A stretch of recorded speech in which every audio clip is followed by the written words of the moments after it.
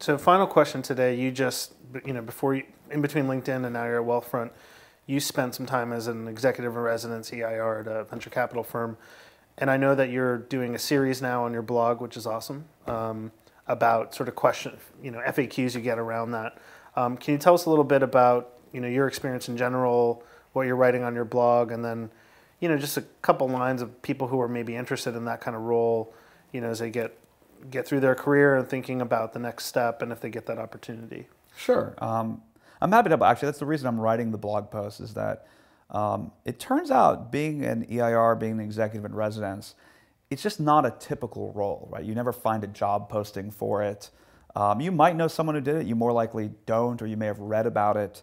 When I took the role at Greylock, I count myself very lucky. Greylock's one of the best firms in venture capital, and I already knew several of the people involved, and it was a great opportunity to work more closely with them for a year.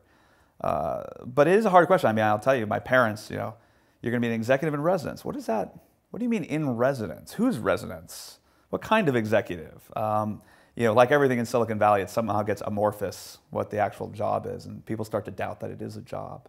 I think it's a great role. So the first source of confusion is always EIR.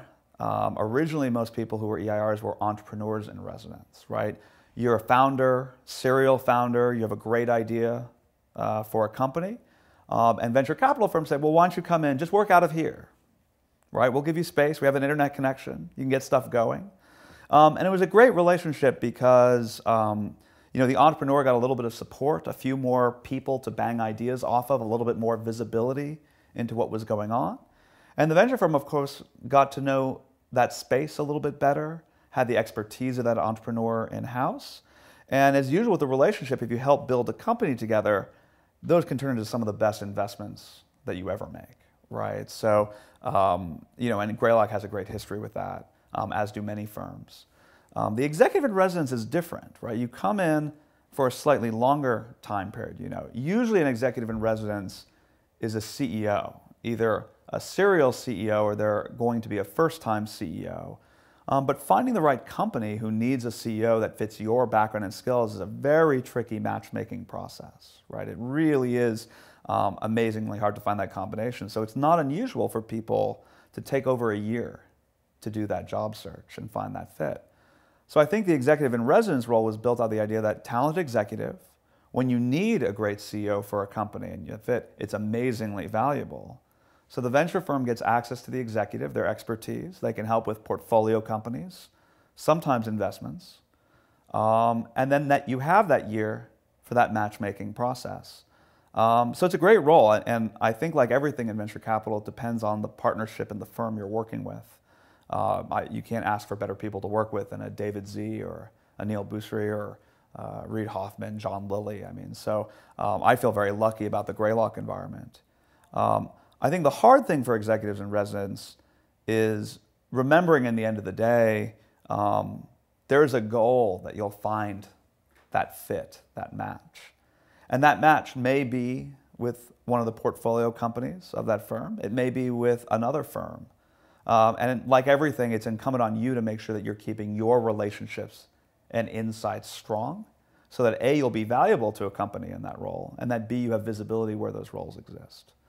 And you asked a bit about if people were thinking about that role or if I had advice for them. I'll just direct them to psychohistory. That's why I'm writing the blog post, because I think there's not a lot documented about it. I think it's a very relationship-driven process. Usually, like I said, you don't apply for an executive in residence role. You're not going to find them on any search. So typically what happens, the most common thing that happens is you're a founder or executive at a startup company. You've had tight relationships with members of the board. There's an acquisition, there's some change, and you're now suddenly available. And one of the people you've worked with who's an investor says, well, if you're excited about A, B, or C, you should really think about working with us for a little while. And it can happen with multiple firms at the same time. But when you get that opportunity, some people don't like the idea of being tied to a firm. Other people jump at the shot because of the great visibility. I always chalk it up just to the quality of the people you're working with. It's almost like anything, I think, in technology. If you're working with high quality people, that almost always raises your game, both in terms of your own capabilities, but also your own visibility to what's possible. So I always encourage people to think about the investors they would be working with, and if that's a team they want to be a part of.